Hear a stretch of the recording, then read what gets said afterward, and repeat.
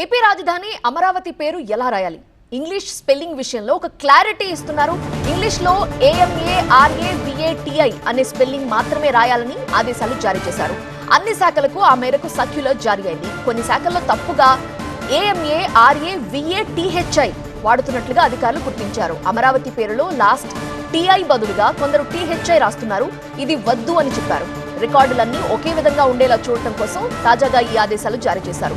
అధికారిక పత్రాల్లో AMARAVATHI అని రాయొద్దంటూ స్పష్టంగా సూచనలు చేస్తున్నారు. ప్రభుత్వ ఉత్తర్వులు, లేఖలు, నివేదికలు డిజిటల్ రికార్డుల్లో ఒకే విధంగా రాయాలని సూచించారు. దీన్ని అందరూ ఖచ్చితంగా ఫాలో అవ్వాలని ఆదేశించారు.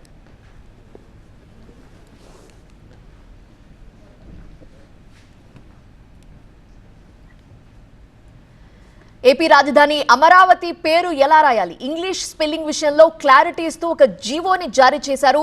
దానికి సంబంధించిన ఆ జీవోనే మీరు స్క్రీన్ మీద చూస్తున్నారు. చాలా వరకు AMARAVATHI అని రాస్తున్నారు. అది కాదు, కరెక్ట్ స్పెల్లింగ్ ఏంటో వాళ్ళు రెడ్ మార్క్తో బాక్స్లో సర్కిల్ చేసి మరి చూపిస్తున్నారు. AMARAVATI TI మాత్రమే వాడాలి, THI వాడకూడదు. అన్ని ప్రభుత్వ లేఖలకు సంబంధించి, సిఫార్సులకు సంబంధించి ఒకే విధంగా ఉండాలి స్పెల్లింగ్ అనే ఉద్దేశంతో జీవో జారీ చేశారు.